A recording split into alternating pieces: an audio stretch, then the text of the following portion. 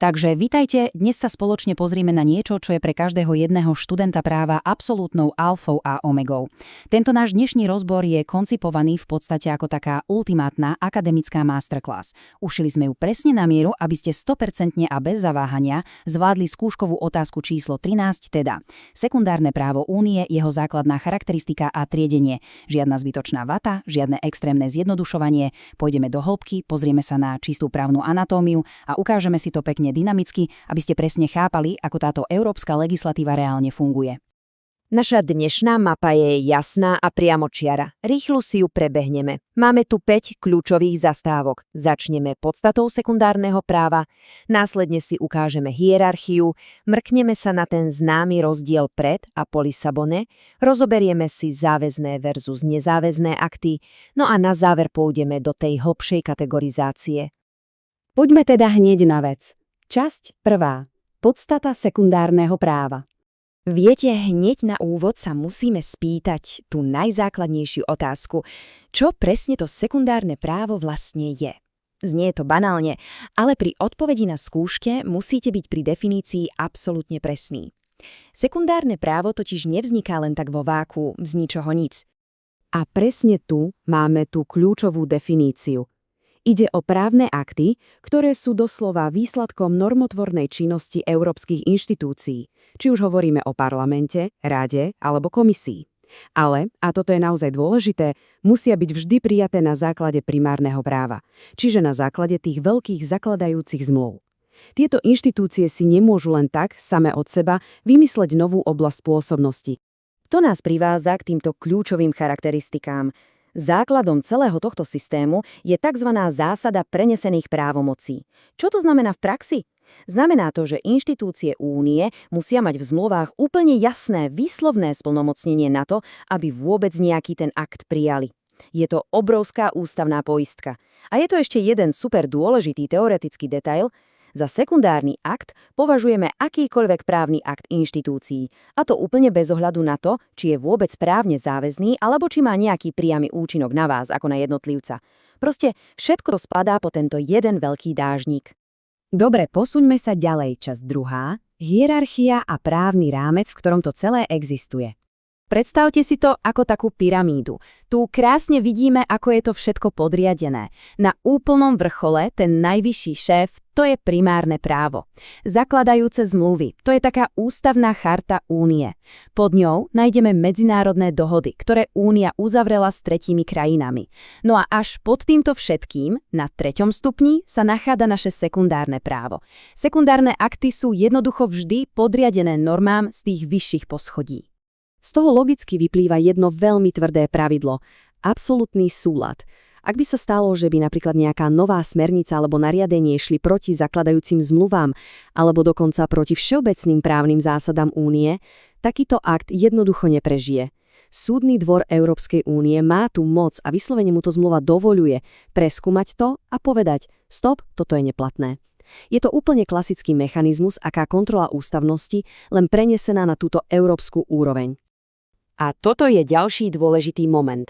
Pravidlo konformného výkladu, pre skúšajúceho úplná lahúdka. Znamená to, že ak máte nejaký predpis zo sekundárneho práva a dá sa prečítať 2 rôznymi spôsobmi, musíte si vybrať vždy ten, ktorý ladí s primárnym právom. Nižšie normy skrátka musíme čítať cez optiku tých vyšších.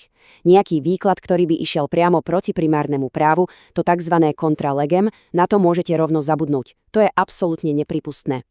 Tak. A teraz trochu histórie, ale takej, ktorú nutne potrebujete.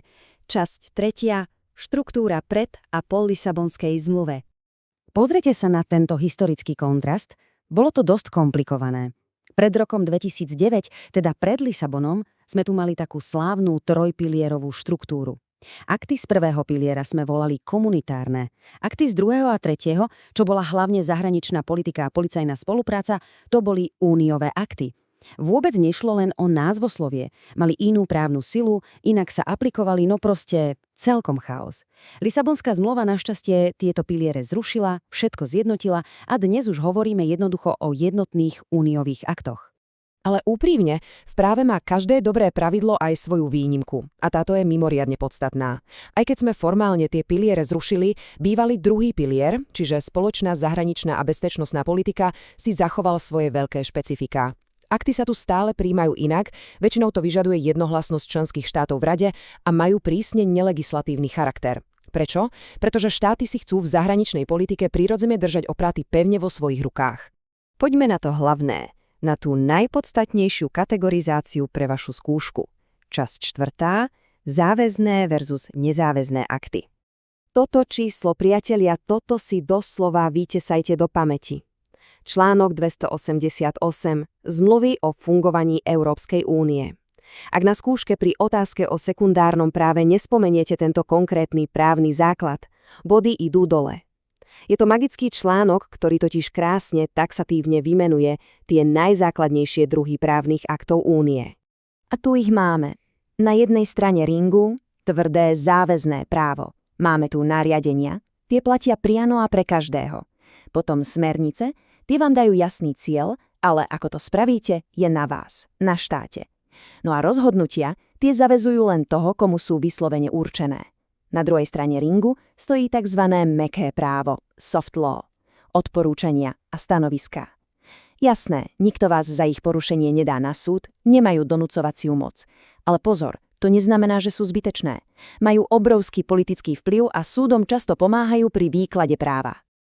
No a toto je vyslovene klasický chyták profesorov na ústnych skúškach. Zlaté pravidlo hovorí, obsah je vždy viac ako forma.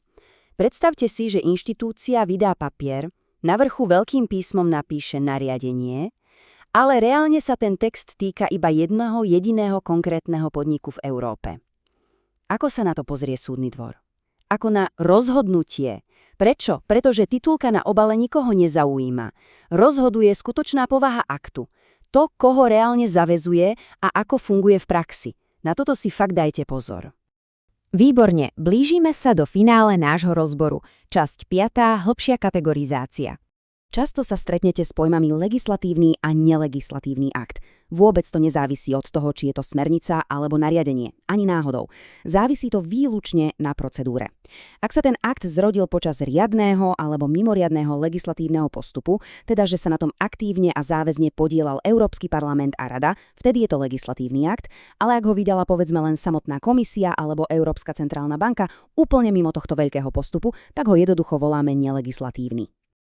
A s tým priamo súvisí táto úžasná, povedzme, prevádzková kaskáda. Najprv tu máme základný akt, to je tá hrubá kostra prijatá legislatívou. Ale uznajte, technológie, detaily, to všetko sa mení strašne rýchlo. Preto ten základný akt môže dať komisii mandát na vydanie delegovaných aktov. To sú tie, ktoré tú kostru obalia svalmi, doplnia tie technické, nepodstatné prvky. A nakoniec úplne dole máme vykonávacie akty. Opäť ich vydáva prevažne komisia a ich jedinou úlohou je zaistiť, aby sa to konkrétne pravidlo aplikovalo v Bratislave úplne rovnako ako v Madride či v Berlíne. Ďalšie skvelé rozdelenie pre extra body. Spomínate si na ten článok 288 z úvodu? Tých 5 aktov, ktoré v ňom sú jasne vypísané, nazývame pomenované akty. Ale európske inštitúcie, ako to už býva, reálne počas svojej praxe začali produkovať aj obrovské množstvo iných papierov. Oznámenia, rôzne rezolúcie, usmernenia. Nikde v zmluvách ich definované nenájdete a preto im hovoríme nepomenované akty. Aj keď nemajú pevnú právnu formu, verte mi, v dennom fungovaní únie hrajú extrémne dôležitú rolu. Dobre, ale ako to celé vyzerá u nás doma? Ako prepojíme túto európsku teóriu so slovenskou realitou? Ako sa taká európska smernica dostane do nášho slovenského právneho poriadku? Buď tak, že Národná rada zasadne a príjme úplne bežný klasický zákon. Alebo, a to sa deje veľmi často, vláda využije oveľa flexibilnejší nástroj, tzv. Aproximačné nariadenia vlády. Je to oveľa rýchlejšie, ale pozor, nemôže ich príjmať len tak na hocičo. Týka sa to len presne špecifikovaných a technických sektorov, ako je napríklad colné právo, bankovníctvo či financie. A na úplný záver, tu máme jednu naozaj provokatívnu otázku, ktorá krásne zhrnie celou túto problematiku. Predstavte si to. Slovenský zákon hovorí jasne A, ale priamo uplatniteľné nariadenie únie hovorí jasne B. Sú v absolútnom konflikte. Čo urobí slovenský sudca? Rozuzlenie priniesol jeden obrovský slávny historický rozsudok. Kosta versus NL. Odpoveď znie, domáci súd musí prednostne aplikovať európsku normu. Toto je ten slávny princíp aplikačnej prednosti. Práve tento princíp totiž zabezpečuje, že právo EÚ nezostane len nejakým pekným prianím na papieri, ale má všade reálnu a jednotnú silu. No a s týmto komplexným pochopením od teórie cez chytáky až po prax je vaša 13. skúšková otázka vybenutá. Tak čo, dáva to už zmysel? Pevne verím, že áno. Držím palce pri štúdiu.